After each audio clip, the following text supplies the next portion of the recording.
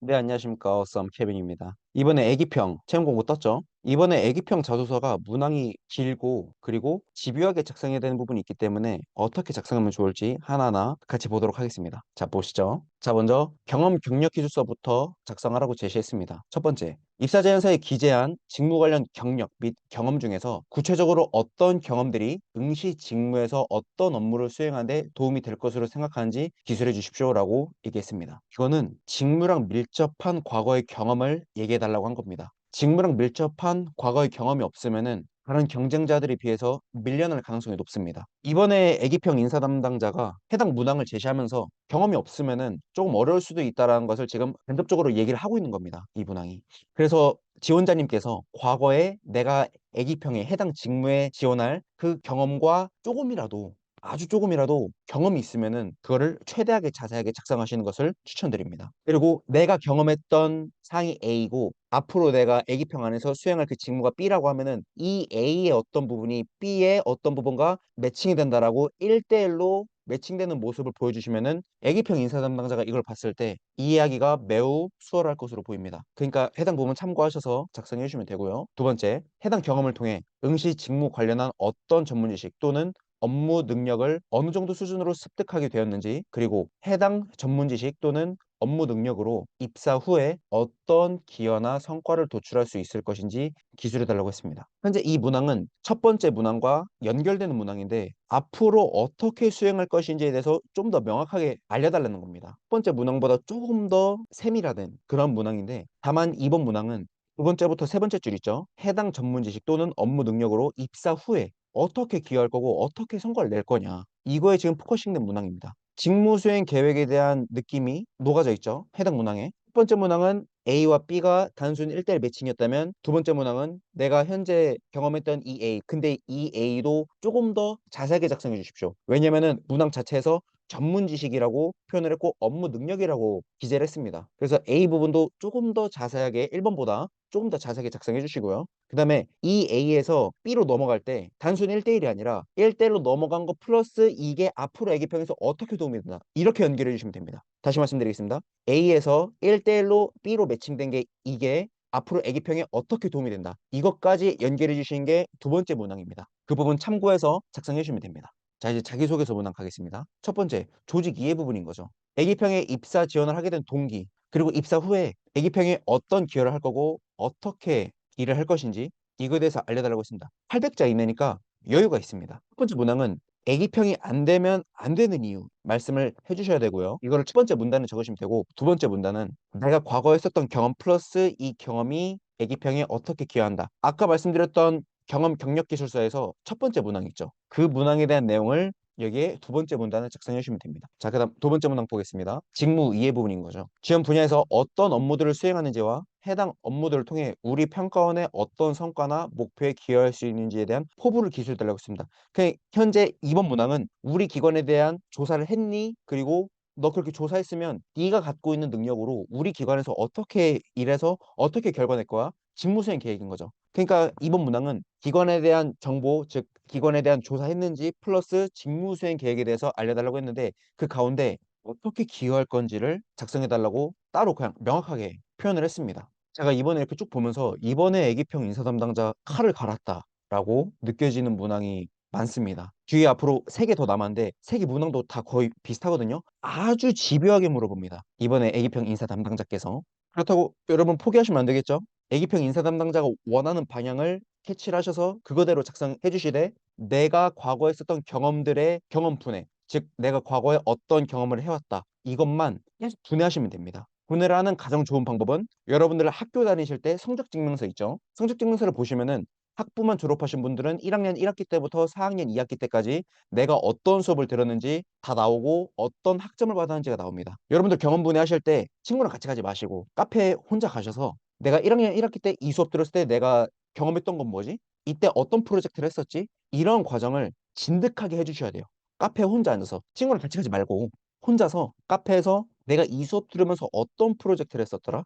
내가 이 수업 들으면서 어떤 내용을 들었었지? 라고 하면서 경험 분해를 하셔야 됩니다. 그렇게 분해한 것 중에 현재 애기평, 즉 내가 가고 싶은 그 기관의 그 직무입니다. 기관뿐만 아니라 그 직무가 더 중요해요, 여러분들. 그 직무에 대해서 내가 과거에 경험했던 게 뭐가 있을까라고 고민을 하셔야 됩니다. 왜냐면은 제가 이 말씀 드리는 이유가 뭐냐면은 현재 애기평 인사 담당자께서 여러분들의 과거 경험 중에 우리 애기평에 대체 어떤 도움이 되냐, 그리고 그걸로 어떻게 앞으로 성과 낼 건데, 이런 뉘앙스로 물어보는 내용이 정말 많습니다. 근데 이 부분은 경험 분해가 사전에 안 됐다라고 하면은 작성하기 어려우실 거예요, 이번에. 그러니까 서두에 말씀드렸던 경험 분해부터 완벽하게 끝내시고, 이거는 여러분들 30분, 1시간 안에 끝낼 내용이 아닙니다. 경험 분해는 최소 2시간, 3시간, 5시간까지 카페에 진득하게 앉아서 내가 과거에 썼던 경험들을 자세하게 분해해 주셔야 됩니다. 여러분들 앞날이 달린 거예요. 그러니까 최대한 자세하게 경험 분해해 주시고, 그렇게 분해한 것들을 토대로 내가 애기평 그 직무에 어떤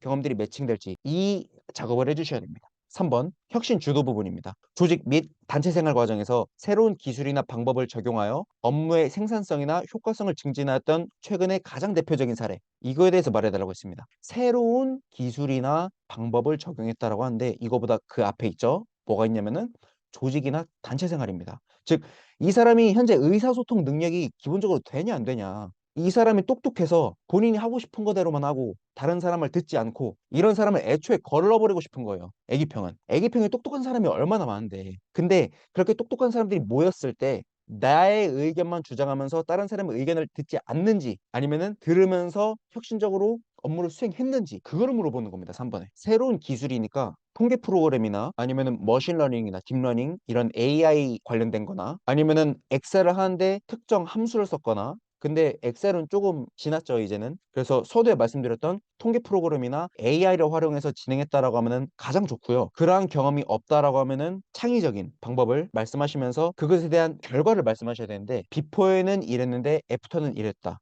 여기 보시면은 생산성이나 효과성을 알려달라고 했습니다. 대놓고. 생산성이나 효과성을 알려주기에 가장 좋은 방법은 숫자로 표현하는 거죠. 더 좋아졌습니다. 더 나아졌습니다. 이렇게 말로만 하면은 어느 정도 좋아졌는지 알 수가 없겠죠. 나의 이야기를 처음 듣는 사람이라면. 나의 이야기를 아무리 처음 듣는 사람이라도 숫자로 표현이 되면 얼마나 좋아졌는지 알 수가 있기 때문에 3분 문항은 숫자로 비포와 애프터를 보여주는 게 좋고, 이러한 결과를 도출하기까지 나는 소통을 꾸준하게 했다라는 것을 보여주시는 게 가장 중요한 문항입니다. 다음으로 넘어가겠습니다. 4번 고객 지향인 거죠. 주어진 업무나 역할에 대해 사명감과 책임감을 가지고 내외부적으로 고객의 신뢰를 얻기 위해 노력했던 최근의 대표적인 사례에 대해서 구체적으로 알려달라고 했습니다. 이기평은 위탁 집행용 준정부기관으로 상위에 우리나라 정부기관이 있죠. 공무원분들이 있습니다. 주무관분들이나 사무관분들이 있죠. 그게 내부적인 고객이라고 하면은 외부적인 고객은 누구일까요? 그렇죠. 컨소시엄을 짜서 애기평이 공고낸 사업에 들어오는 산학연 다양한 기관에 있는 직원들이겠죠. 그게 외부에 있는 고객들입니다. 그리고 각종 일반 민원인들이 되겠죠. 현재 그러니까 애기평은 중간 다리의 역할을 해주는 겁니다. 위탁 집행을 준 정부기관이 어떤 기관인지 궁금하시면은 상위에 있는 링크에 들어가시면은 현재 애기평, 즉 위탁 집행을 준 정부기관이 어떤 일을 하는지 명확하게 알 수 있을 겁니다. 현재 해당 문항에서 궁금한 거는 고객 지향이니까 고객의 이야기를 얼마나 청취했고, 청취한 내용을 토대로 어떻게 고객 만족을 위해서 노력했는지, 이거에 대해서 작성을 해주시면 되고요. 해당 문항은 어떤 문제, 어떤 민원, 이거를 해결하기 위해서 어떻게 노력했는지 이 부분에 포커싱 돼서 작성을 해주시면 됩니다. 이렇게 진행을 하니 이후에 고객이 어떠한 반응을 보였다, 아니면 결과가 어떻게 되다 라고 애프터까지 보여주시면 가장 좋은 문항입니다. 왜요? 중간쯤 보시면은 내 외부 고객의 신뢰를 얻기 위해서 노력한, 이게 있습니다. 신뢰를 얻기 위해서 노력했던 거를 보여주기 위해서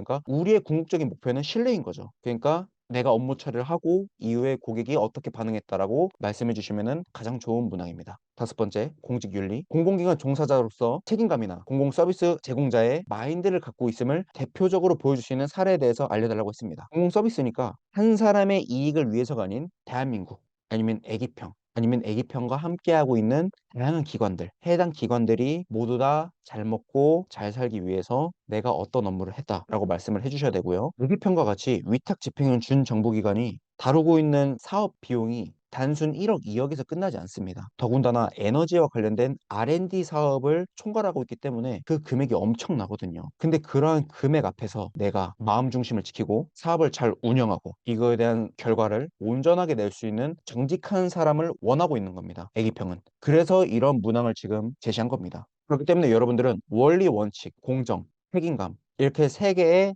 키워드로 5번 문항을 작성하시면 원활하게 작성할 수 있을 겁니다. 네, 오늘은 애기평에 대해서 알아봤습니다.